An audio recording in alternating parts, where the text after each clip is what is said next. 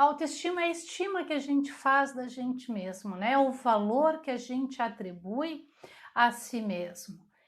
E muitas vezes essa nossa autoestima não está tão alta assim, está uma baixa estima, ou como às vezes a gente fala, uma autoestima baixa. E quando é que isso acontece? Isso acontece quando a gente atribui valores negativos à nossa própria pessoa, à nossa própria experiência de vida, e atribui esses valores negativos de uma forma muito constante, muito reiterada. Quando isso acontece, a gente vai sedimentando na gente mesmo uma crença, uma certeza de que a gente não merece, de que as coisas não são pra gente, de que a vida pra gente não tem toda aquela forma, toda aquela cor, todo aquele sabor que a gente vê para outras pessoas. E se comparar com outras pessoas é um indicativo de baixa estima, porque normalmente a gente não se compara com alguém que está abaixo, né, numa situação pior do que a gente. A gente vai se comparar com alguém que está numa situação acima, melhor, porque é mais bonita, porque tem mais dinheiro, porque viaja mais, porque, sei lá, tem outras coisas mais. Ah, eu não tenho, para mim não é assim, para mim não acontece assim ou assado. Então, quando a gente começa a se comparar, é sinal que, opa, alguma coisa na minha valoração pessoal está alterada. Isso acontece quando a gente tem isso precisa de um tripé, tá? Para a gente ter uma estima forte, uma estima sabendo, saudável, né? Saudável, porque assim, momentos de dificuldade, momentos de incerteza, todo mundo passa em algum momento da vida. Não é natural não sentir nenhum medo, nenhuma incerteza, nenhuma insegurança, era essa palavra que eu estava procurando, em algum momento da vida. Todo mundo passa. A questão é que isso não pode ser o maior tempo das nossas vidas, em todas as coisas que a gente vai fazer, em todas as decisões que a gente vai tomar. Então, esse tripé, ele é composto pela nossa identidade, saber quem somos, quem eu realmente sou, a minha capacidade, saber quais são as minhas capacidades, quais são os meus pontos fortes, no que eu sou boa, o que eu tenho de bom, o que em mim vale a pena. E o meu merecimento, eu acreditar que eu mereço, que eu sou tão igual, tão boa quanto qualquer outra pessoa, que somos filhos do mesmo Criador, viemos da mesma semente. Então tudo está dentro de uma proporção da necessidade evolutiva de cada um, à disposição de todos. Quando eu tenho esse tripé bem fortalecido, eu sei quem eu sou, eu sei da minha identidade, eu sei de onde eu vim, eu sei as superações que eu fiz, eu reconheço a minha história, eu gosto da minha história, eu me orgulho, né, o bom orgulho de mim mesma. Eu tenho já uma dessas pernas desse tripé forte. Quando eu começo a reconhecer as minhas capacidades e saber também os meus pontos fracos, e aí eu já vou fazer vou puxar lá para as nossas lives de quinta da face, né, dos nossos reconhecimentos dos nossos pontos fortes, dos nossos pontos fracos, eu também consigo já começar a medir o meu valor de uma forma mais saudável, com uma lupa, com uma lente mais limpa, mais real. E aí então vai entrar o merecimento, quando eu consigo então me ver como essa criatura merecedora, assim como qualquer outra pessoa. Essa questão da formação da estima, isso está muito relacionado com a nossa infância, como tudo, né? Tudo está relacionado com a nossa infância, tudo aconteceu lá, como diz um professor meu, tudo aconteceu, a nossa vida aconteceu na primeira infância e o resto é só uma repetição em níveis mais modernos, né? Como se a gente fosse repetindo mesmo o jogo, só num patamar de dificuldade diferente. E é mais ou menos isso. É assim que a gente ascende no nosso crescimento espiritual, emocional, das nossas competências pessoais. Então, lá na primeira infância, a gente sai dos braços da mãe por volta de 1 ano e pouco, que começa a ganhar o mundo, que começa a explorar o mundo, e a gente começa a...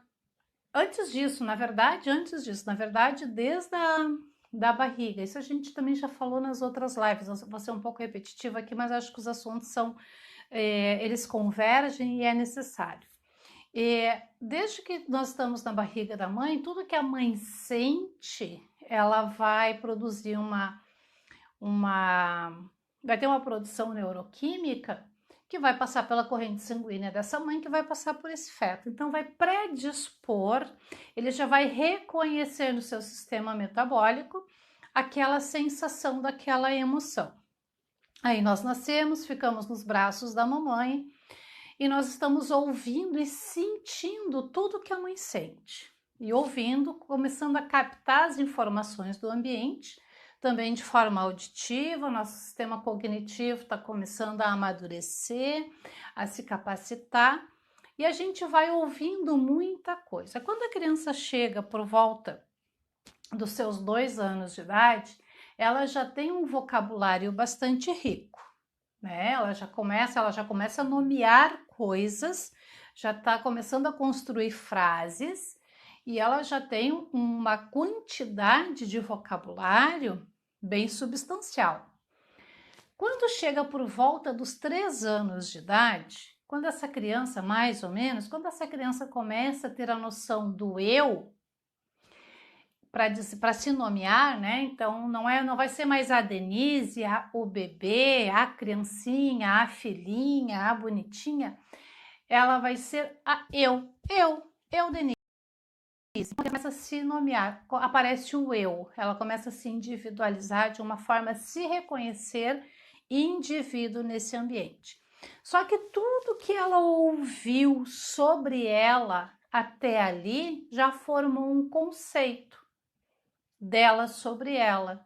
Então, eu, criança chorona, eu, a gorda, eu, a criança inquieta, eu, o bebezinho quietinho, bonzinho, entende? Já tem todo um conceito.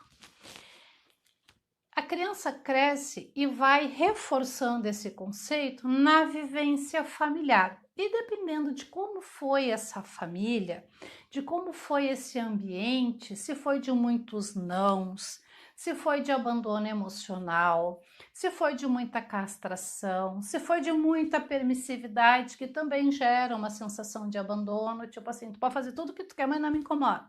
Então dá um celular, dá o brinquedo, dá o doce, dá tudo que a criança quiser, mas não incomoda. Então, essa permissividade exagerada também gera uma sensação de abandono. Então, a criança ali, ela vai reforçando o que ela merece, ela vai criando seus conceitos sobre si. E isso, conforme ela vai crescendo, ela vai reforçando isso no seu dia a dia, nas suas vivências. Daqui a pouco essa criança está entrando para a escola, e aí tudo aquilo que ela ouviu sobre ela vai ser reforçado na escola. Um coleguinha que não vai querer brincar, porque a criança é chorona, porque é feia, porque é gorda, porque é, sei lá, porque é alta, porque é magra, porque é desse jeito, porque é daquele jeito, enfim. Um dia a professora vai chamar atenção por alguma coisa, então isso tudo vai reforçando na cabeça dessa criança, nas crenças dela, o que ela é, de que forma ela é. E a gente vai fomentando isso e vai levando isso para a vida. Então, quando a gente chega na idade adulta, se a gente não teve uma infância equilibrada, com pais mais equilibrados, com vivências que nos permitiram explorar o nosso autorreconhecimento, a nossa identidade, saber quem somos.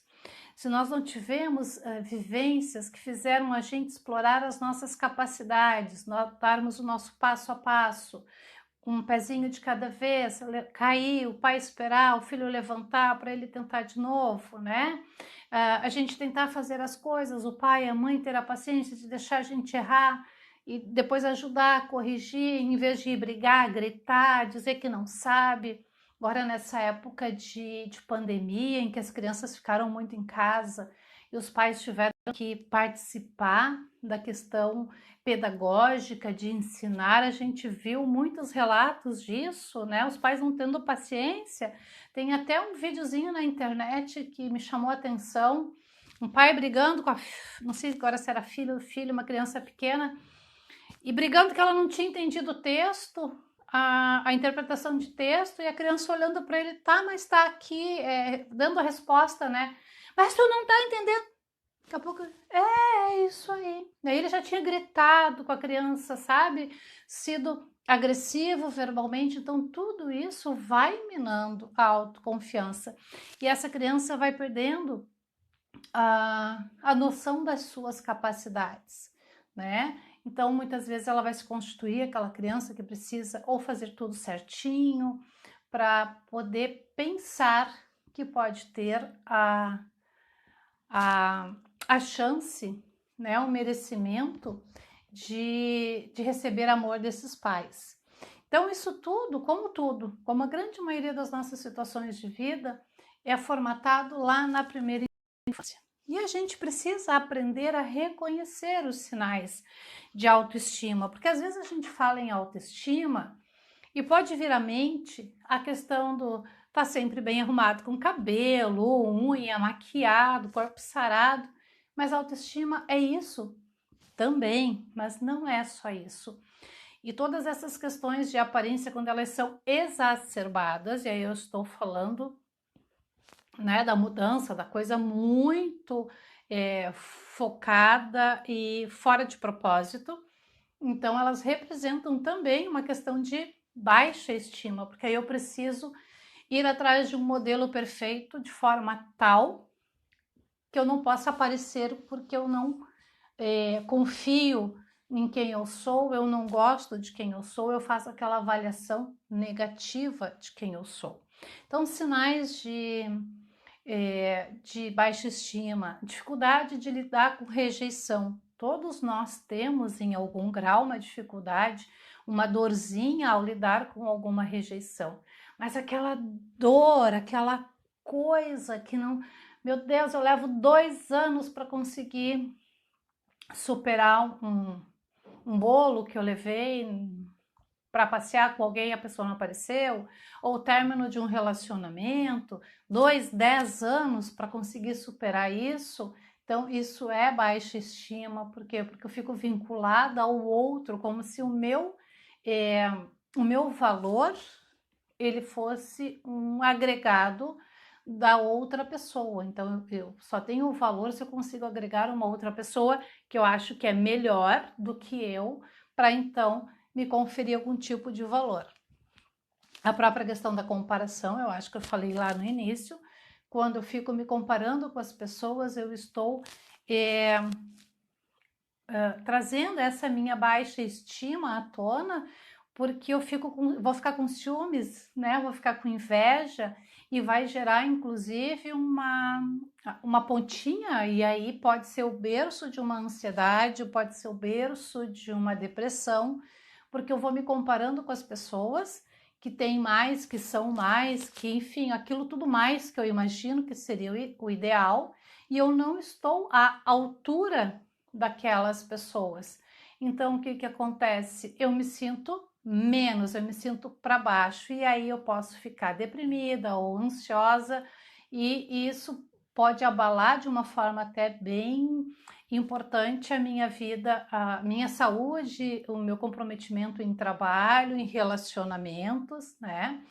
Uma coisa que a gente não tem, não faz muitas vezes a relação, mas essa crise de a síndrome de exaustão do trabalho, acho que é burnout que chama.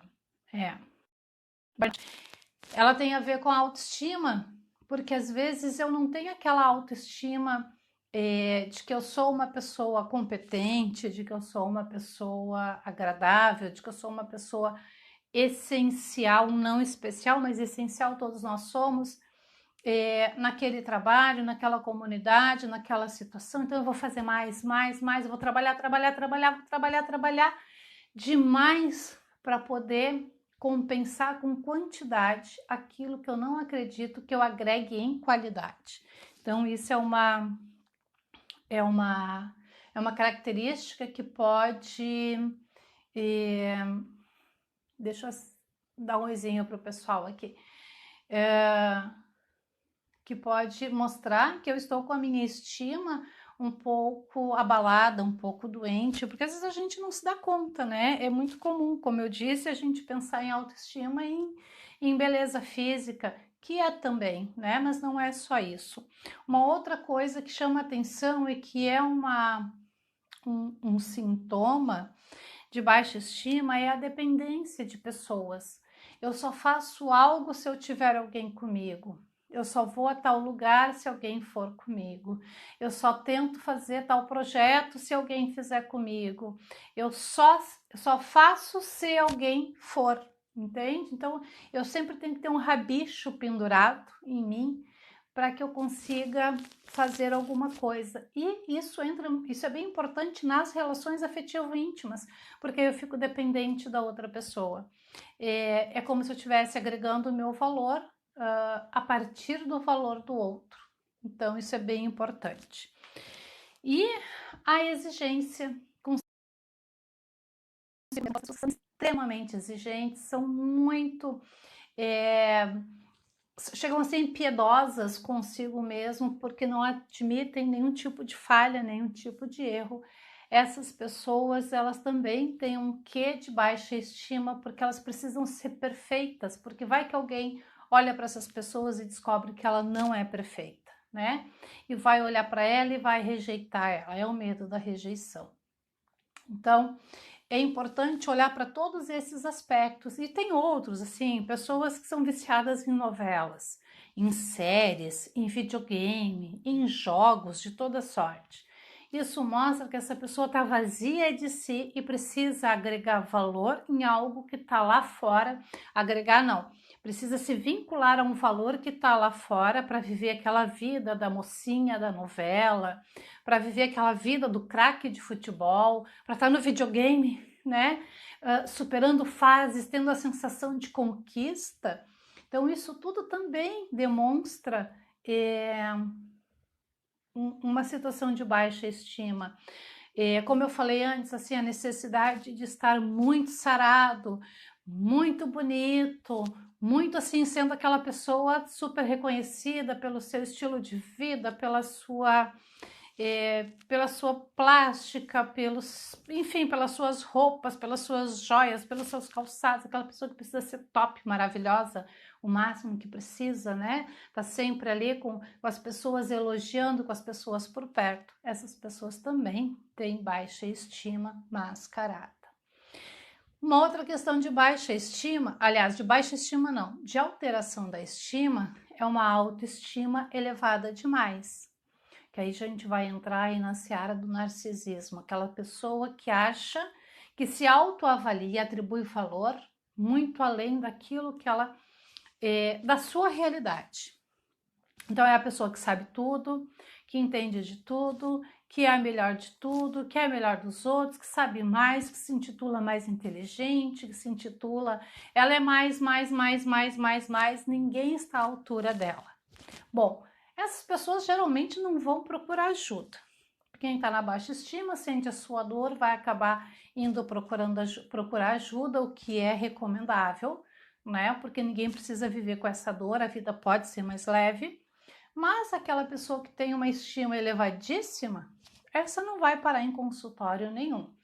Mas as pessoas que convivem com esse tipo de pessoa, sim, essas precisam de ajuda para conseguir conviver de forma harmônica, sistêmica, e a gente vai pensar na questão sistêmica com essa pessoa, porque às vezes é um pai, é um filho, é um irmão, é a mãe, enfim, não dá para a gente simplesmente sumir ou, né, deixar de lado, ir para longe dessa pessoa. Às vezes a gente tem que conviver. Então as pessoas que convivem com essa pessoa precisam de uma ajuda sim para ajudar a contrabalançar esse relacionamento, porque senão um fica lá em cima e joga o outro para baixo, né? Então tem que ter esse contraponto, tá? E o que se faz para melhorar a estima, né? Lembra que lá no início eu disse que a estima é uma atribuição de valor negativo sobre si mesmo? E é uma atribuição constante. Eu nunca sei, eu não consigo, eu não posso, para mim não dá. É muito difícil. Não, isso é para os outros, não é para mim. Não, isso não, numa outra vida, num outro momento, né? Então essa pessoa está sempre se colocando para baixo. Então nunca é para ela as coisas, nunca são situações que podem favorecer a vida. Como eu falei de valores, então essa pessoa nasceu como eu disse, primeira infância, situações de vida foram levando para uma situação que essa criança internalizou uma baixa estima, internalizou um não merecimento, um não reconhecimento das suas potencialidades. Então, uma das primeiras coisas que a gente precisa fazer é revisitar os nossos valores.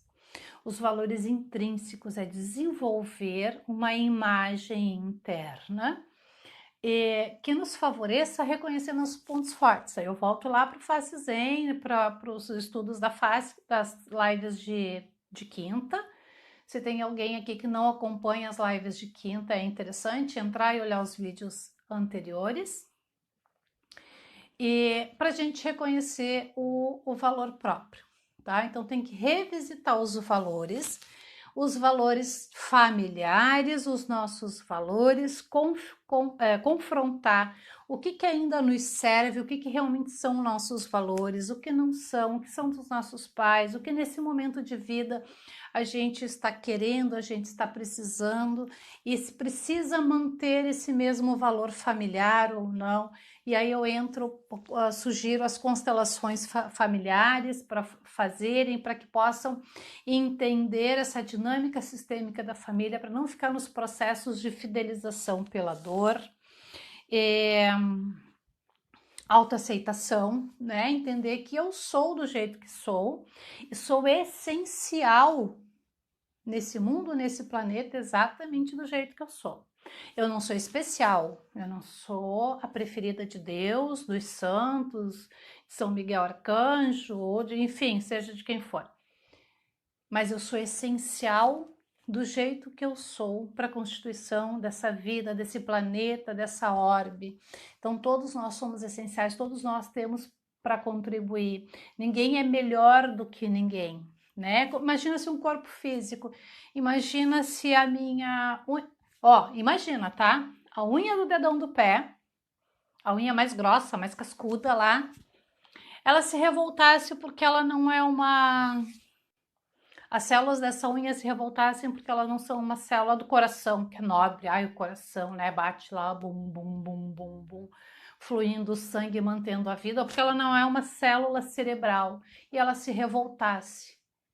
Então não quer ser mais nada. Aí essa unha do pé vai quebrar, vai inflamar, vai machucar.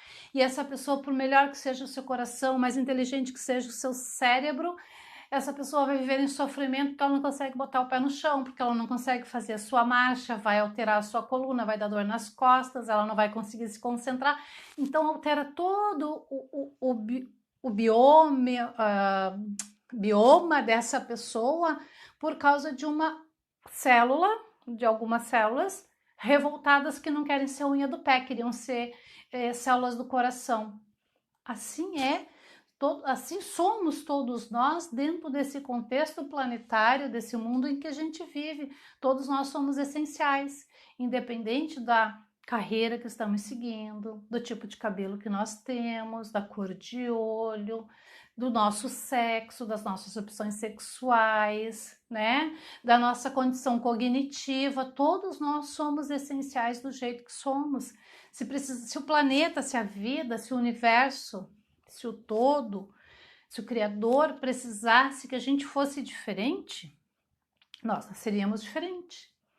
E esse todo, ele tem a ver, já que eu trouxe a questão do Criador, a questão do universo, essa família que nos trouxe aqueles valores, que fez com que essa criança fosse se percebendo de determinada forma para constituir o seu eu, que talvez esteja em falso no seu tripé de identidade, reconhecimento e merecimento. Essa família ela é o invólucro, ela é o pacotinho de presente, ela é a embalagem, tá? O utensílio que a vida trouxe para que esse ser que encarnou ali, Denise, nascesse naquela família, com aquele pai, com aquela mãe, com aquela situação de vida, que fossem gerar aquelas dores para que eu, enquanto espírito, enquanto a minha ascensão, meu crescimento, a minha evolução, pudesse passar por isso para transcender. Ah, mas por que eu ia ter que passar por isso, né? Porque lá no meu GPS dessa encarnação, meu corpo mental superior, que trouxe todas as informações do que eu precisaria viver aqui para eu ascender, para eu crescer, para eu passar para o próximo nível, falando em escala evolutiva espiritual, trouxe essas informações que eu precisaria passar por isso. O meu mental inferior criou uma rota, né? Então vai acontecer isso com tal idade, aquilo outro vai nascer numa família assim, que vai ter essa situação e pá. Essa é a parte do destino. Agora, como nós vamos passar por isso, que é o nosso livre-arbítrio, é que depende. Então, eu posso passar por isso com revolta e não vou conseguir crescer muito, ou eu posso passar por isso olhando, ok, como é que eu vou transformar isso num aprendizado, numa escada para eu ascender, né? Para eu me tornar uma pessoa melhor. Então, todas essas condições de família, de vida, de circunstâncias, elas são a teclinha start, o play, de algo que eu preciso vivenciar para eu poder me transformar, para eu poder ascender, para eu poder crescer enquanto espírito.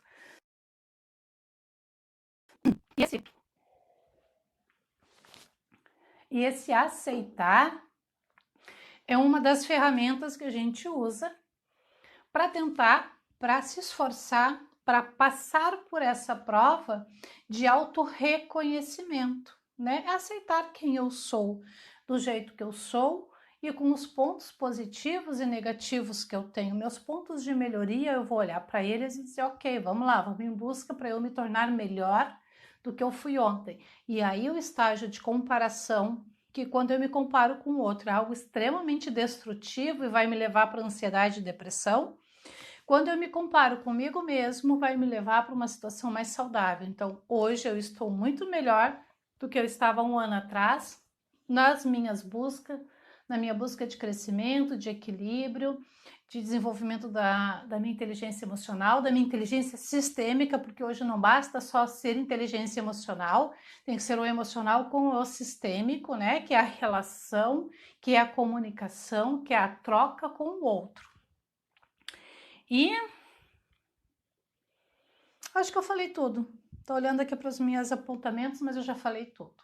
Então, isso, gente, é a nossa autoestima, é olhar, é reconhecer quem somos, a nossa identidade, os nossos potenciais, a nossa capacidade. Então, identidade, capacidade e merecimento. É esse tripé que precisa estar forte para que a gente possa ter uma vida mais leve. Então, se comparar consigo mesmo, quanto eu estou melhor hoje em relação a ontem, aceitar que eu tenho pontos de melhoria e que eu preciso olhar para eles e me esforçar em busca dessas melhorias, mas também reconhecer os meus pontos fortes, porque ninguém é feito, a moeda não tem um lado só, ela tem dois lados. Então é valorizar os pontos fortes. E eu já falei em alguma outra live, procurem aí na internet os vídeos da Amy Cuddy. Ela fala das posturas que nos ajudam a modificar nossa forma de pensar, de agir, de ser. Então é uma pesquisa bem legal. Ela tem aí as posturas de poder, postura da Mulher Maravilha, e tem uma série de coisas. É bem interessante o trabalho dela. Então, assim, ó, é agir como ser. Então, eu tô com medo, eu me sinto feia, eu me sinto, sei lá, né, desmotivada, mas eu vou enganar esse povo, ninguém sabe que eu tô me sentindo assim. Então, eu vou lá, vou me maquiar, vou me pintar, vou sair com os ombros abertos, né? A gente já falou numa outra live também, acho que foi na live de ansiedade, a questão da postura corporal. Vou abrir os ombros, vou olhar no horizonte, vou botar um sorriso na cara e vou agir como se eu me sentisse muito poderosa, muito bonita, muito gostosa, muito bam bam bam. Então eu vou mentir, entre aspas, para mim mesmo, até que eu me convença e isso se torne uma coisa natural. Então isso é uma técnica, tá? A Amy Cuddy, no TEDx dela lá, ela fala bastante disso, é bem interessante, procurem para dar uma olhada, vale a pena. Então essas são as dicas para que se possa ter uma autoestima, uma estima melhor, mais saudável. Vamos lá, gente? Me deem aí os seus feedbacks, suas perguntas, que diante de todos os atrapalhos, mas saiu a nossa live rapidinha, dinâmica, meio concisa. A gente tinha planejado algumas coisas mais, mas depois eu e a Mariana a gente retoma esse trabalho, esse assunto. Quais são as... Obrigado, Ida, que bom, que bom, que bom que você gostou. E essa é a nossa intenção, né? É trazer informações, conhecimento que gere autoconhecimento para que cada um possa crescer, para que cada um possa fazer a sua busca, o seu aprendizado, porque quando um se melhora, quando um se cura, ele facilita para que os outros se curem também, porque aquela frequência já se estabeleceu, então ela já existe. Então daqui a pouco o outro também se cura, também olha da mesma forma, aquela frequência fica mais forte, vai entrando em fase. E daqui a pouco outro, e daqui a pouco outro, e daqui a pouco isso está tomando conta. Então essa é a nossa missão, tanto minha do semear, que é semear lucidez, quanto da Mariana no Construindo Luz, que é construir essa luz do conhecimento, para que possa gerar autoconhecimento, porque assim, gente, o que a gente acredita e o que a gente sabe.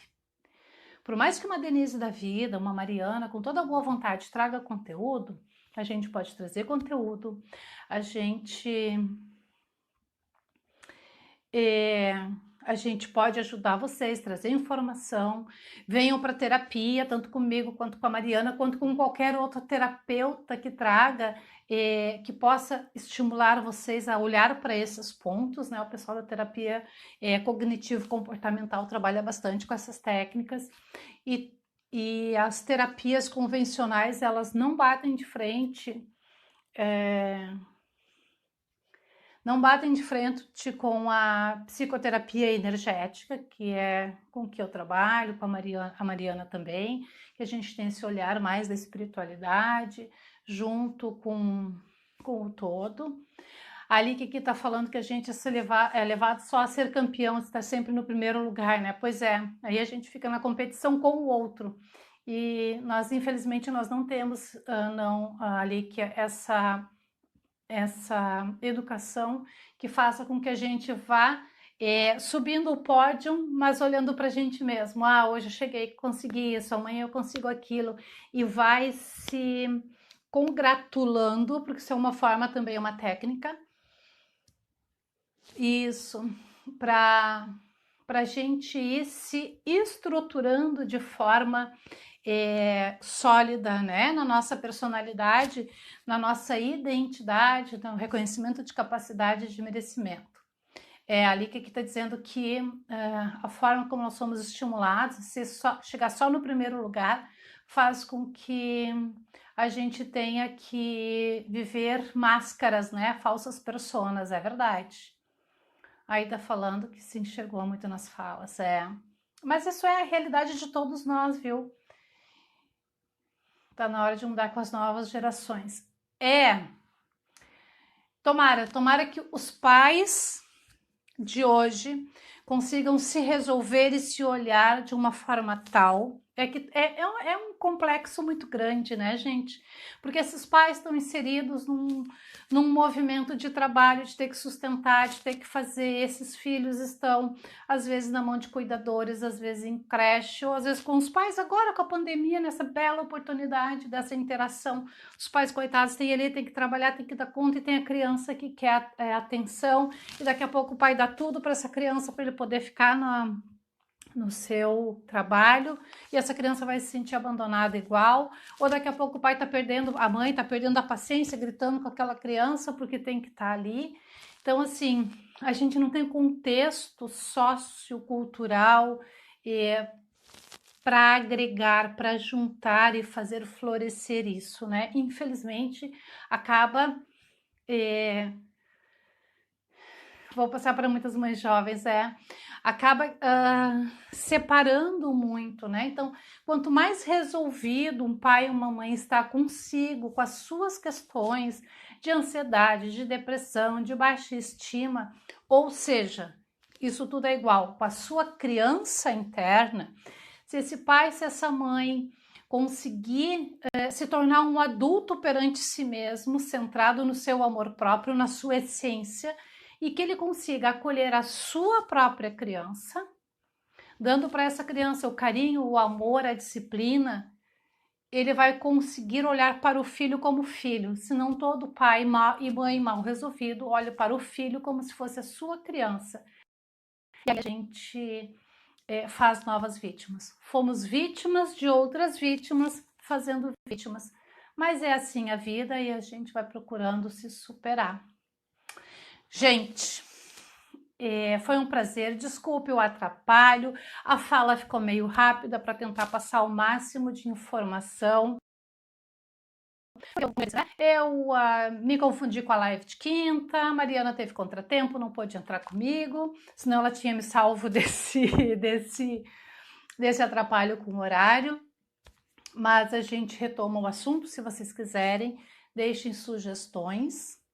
E aí a gente se fala. Quinta-feira tem live da face com massagem relaxante e meditação guiada para liberar as tensões da face e ajudar no auto-reconhecimento, na identidade. Ó, vamos linkar uma live com a outra, certo? Foi um prazer estar aqui com vocês. Muito obrigado pela presença de vocês. Distribuam, mandem aviãozinho para os amigos, para quem vocês achar que precisa ouvir esse tipo de conhecimento. E mandem as sugestões para as lives de segunda, que é a Papo Terapia. E se precisarem, nós estamos aí à disposição de vocês. Tanto eu quanto a Mariana se permitem deixar a vida mais leve. Um grande abraço. Porque eu ainda tenho um atendimento hoje, senão eu já embolei todo mundo, até já atrasei meu atendimento, mas já estou entrando. Beijo, gurias, até a próxima.